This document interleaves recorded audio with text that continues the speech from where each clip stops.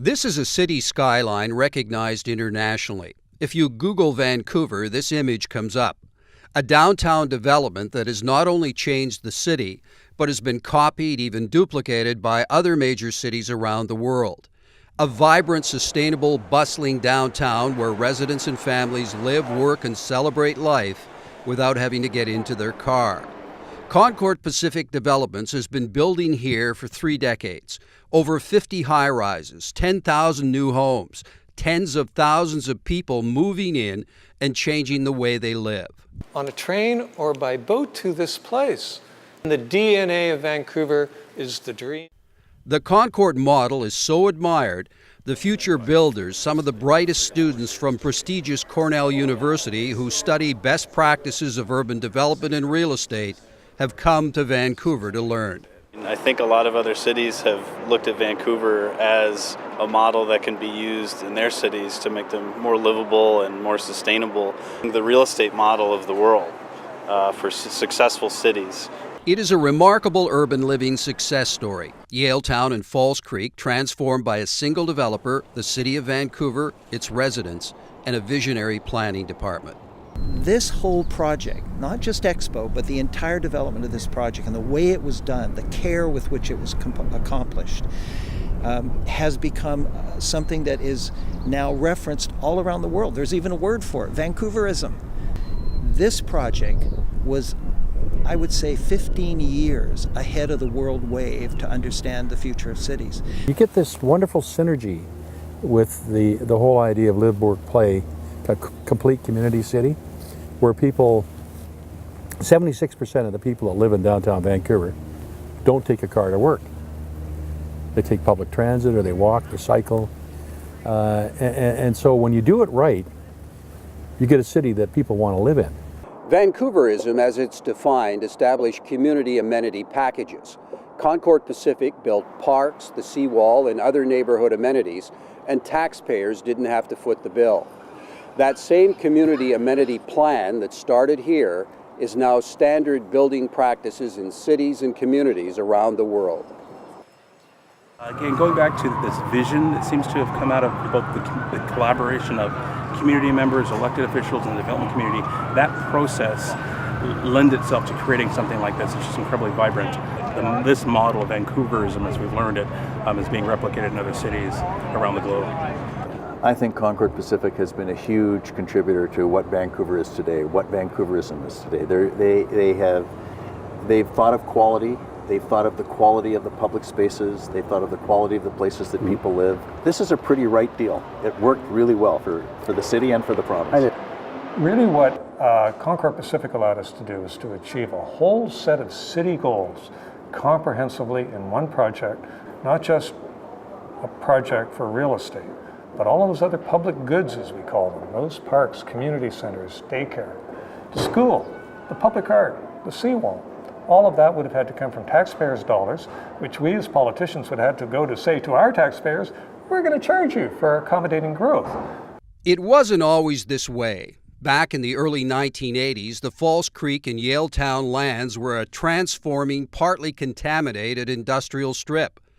The BC economy at the time was floundering, and Premier Bill Bennett and his government rolled the dice to give it a boost, creating Expo 86 on the site.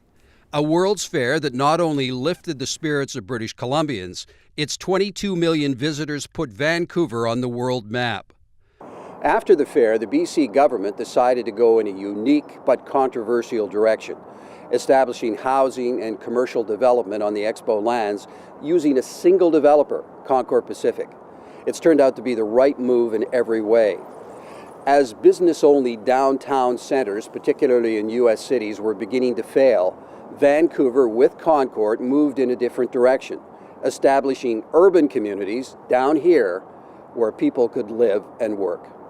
Concord Pacific has done a terrific job of that area and created parkland, which we didn't have before Expo. We didn't have before Concord took over that area.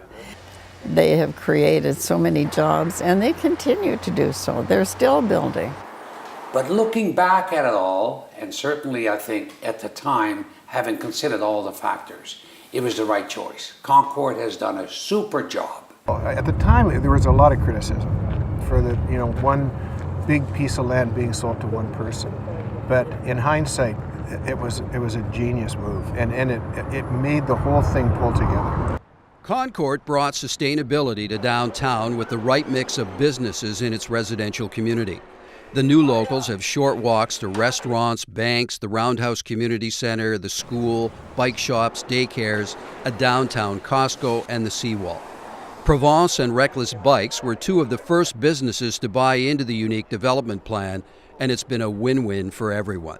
I think Concord now has a reputation of adding value to a property or adding value to a neighborhood. But they realize that their success is coupled with the success of building community. I mean, you can see how livable it is here, how many people are out, how people enjoy being here. We have a lot of regular people living in the neighborhood. They don't have to drive, they just come down, have a glass of wine, have a bite to eat, go back home. So a real sense of neighborhood, definitely. Concord built a true neighborhood. Elsie Roy Elementary School is packed with enthusiastic students. It's a draw for families. Whole generations of young people are growing up here.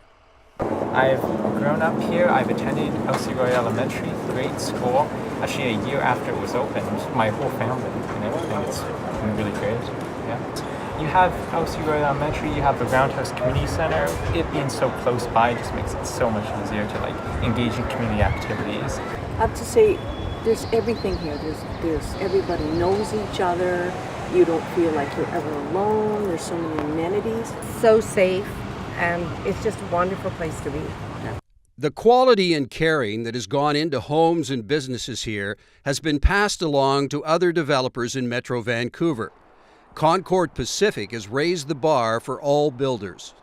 Concord has done a wonderful job, and they've followed the basic guidelines and the plans that were in place. So I think they have to be complimented for the way that they've implemented this.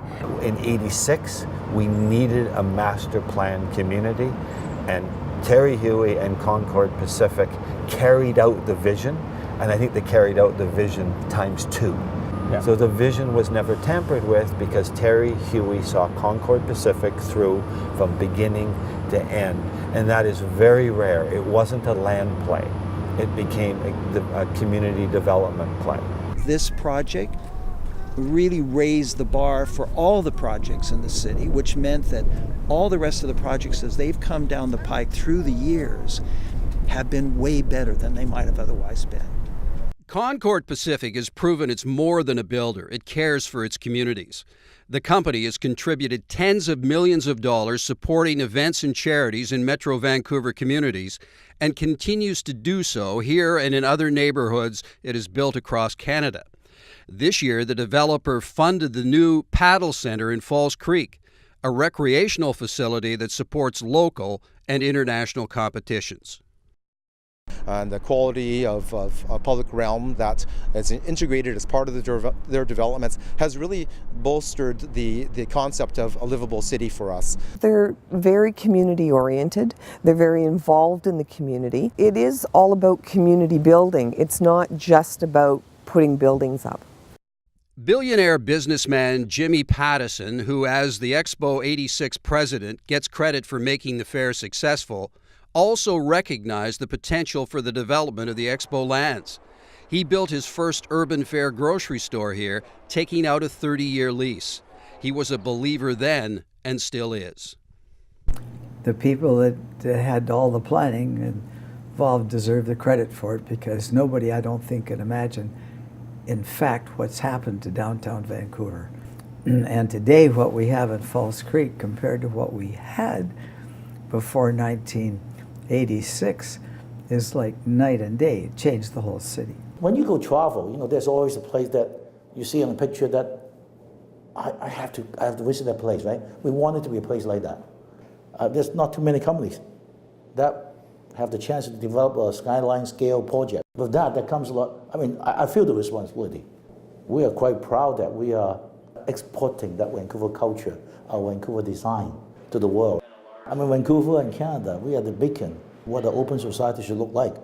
People from different places with different ideas, they can come together and contribute and work together and live together harmoniously. The Concord Pacific model, the building blocks for a livable, sustainable downtown, has been copied in some form by developers in 24 cities internationally: Abu Dhabi, Stockholm, Boston, and San Diego, to name a few. And Concord is building similar model communities in Toronto and major cities across Canada. It's fair to say Concord's work here has helped Vancouver gain international prominence and contributed to making homeowners in Metro Vancouver wealthier and more comfortable today. There is still one more downtown community to build on the Expo land, and Concord is determined to make it even more magnificent than all its other neighborhoods, creating a pedestrian-friendly European-style community, an entertainment center with restaurants in East Falls Creek.